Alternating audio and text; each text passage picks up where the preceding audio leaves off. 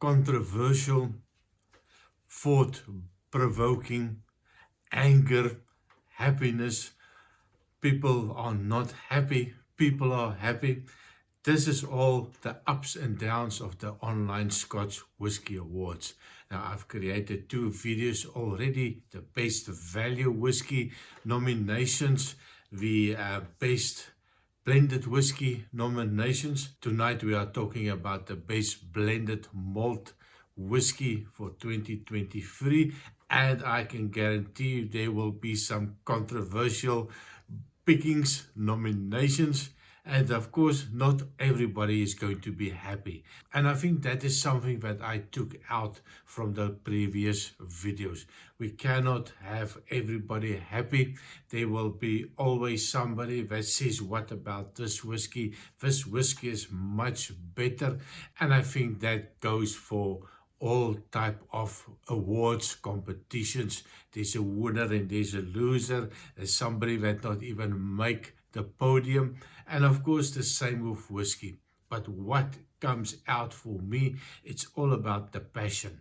The people that are subscribers to my channel are passionate about the whiskey. If I do say something wrong or I have a fact wrong, they are quick to tell me you made a mistake, and I'm quite happy to hear that I made a mistake. Of course, it's a learning process for everybody, and I am not immune to make a mistake every now and again. I do make some bloopers. I don't have issues on leaving the bloopers on because I'm just human. Tonight, the Blended Malt Whisky from the Online Scotch Whisky Awards for 2023. The votes are open, and I would encourage you, go online. The website is easy to find. I will also put maybe a link in the description. Go vote for your favorite whiskey. And of course, if your favorite whiskey is not on the list, you have a People's Choice Awards that you can put your favorite at the bottom. So your voice will be heard in the end. And if it's not in here, please, everybody cannot be happy. But so tonight's whiskey, and I'm going to start off with Big Pete. Now, I still have a sample bottle of the Big Pete whiskey, bottle at 46% ABV, 46 euros, 40 pounds maybe for a bottle. I see they advertise it as 40 pounds. Now, I'm in Belgium, and nothing in Belgium is going to be cheap. So, but that's more or less the price range. And the big reason that I bought this one, Big Pete. Now, it can be the Pete, the guy that's on the bottle is Pete, and he's a big guy, or it can be Big Pete, meaning there's a lot of peat in it, Big Pete influence. Now, I was quite disappointed. Looked online what I could find, 40 parts per million on the phenols, so definitely not so big in the peat, but drinkable, nice, enjoyable, but definitely not the one for me in this category. The next one, the Campbelltown Lock Blended Malt Whisky. That is something that I did like. I don't think I've made a video on this one. I got this little sample some time ago from a friend of mine, and I did like it. I like the flavors of it, the depth, the darkness, the fruity flavors that came out. Really something that I enjoyed. It is 46% ABV. Costs are also around 40 pounds for the bottle. And what I do like is they try to stick with the nice price range, more or less on the same level, and I think that is a nice thing. The previous one, there was a little bit of a controversial, big numbers coming out on the price. Here we have one, of course, that was also bloody expensive, and I think that should not be there. If you want to compare, you need to compare apples with apples, and you don't throw an apple and a diamond in between and hoping that it's going to be on the same level. But maybe it is just me, but it was something that other people has picked up as well. And I like the passion. I like the people disagreeing.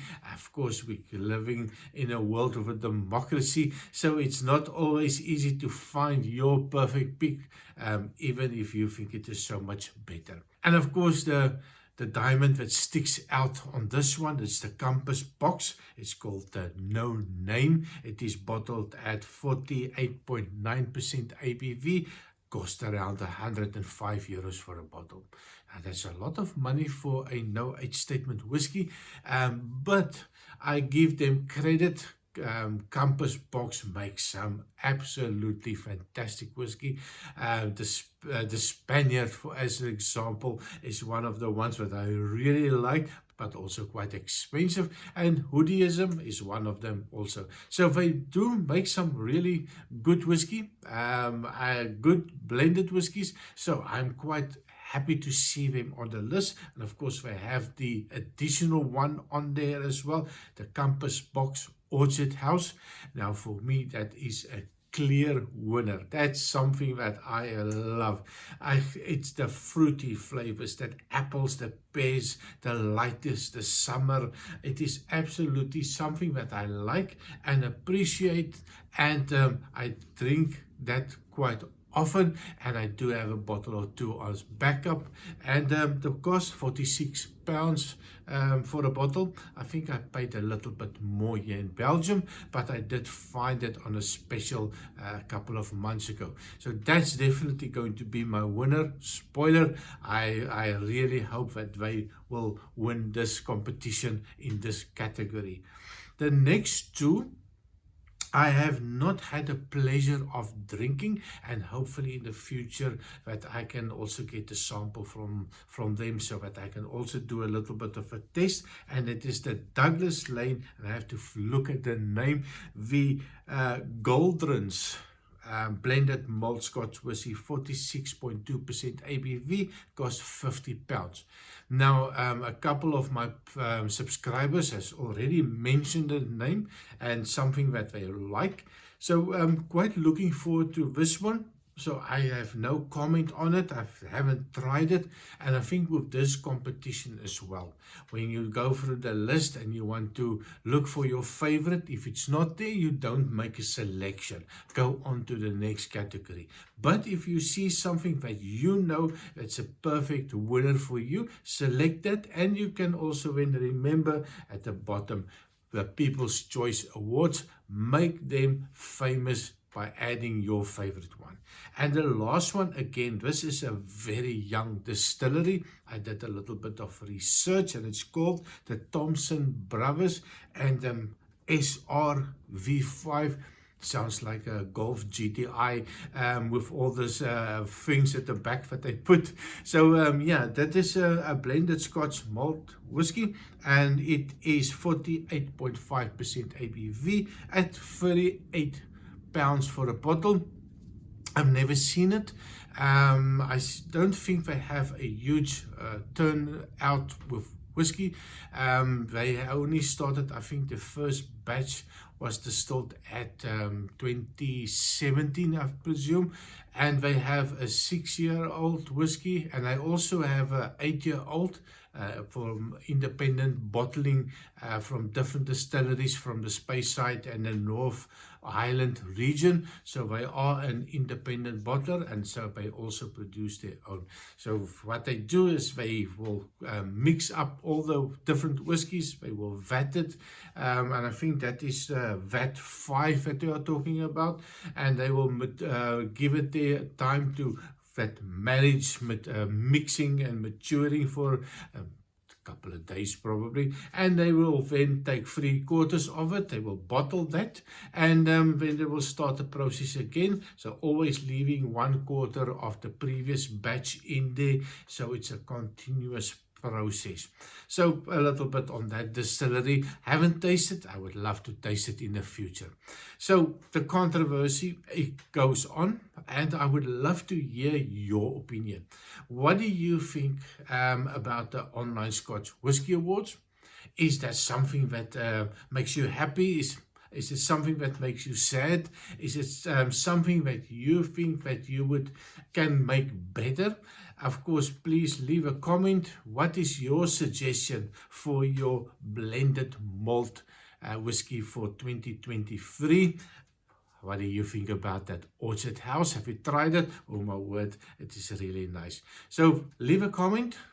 Give me your best whiskey, blended whiskey for 2023, and let's have a conversation. So thank you very much for watching, and please remember to like and subscribe. And the next category on the list is going to be the best non-malt whiskey for 2023. So ring that bell, subscribe, and of course the next video will be dropped maybe in a day or two, and we will discuss that category. So thank you very much for watching. Remember to like and subscribe, and I see you next time. Cheers.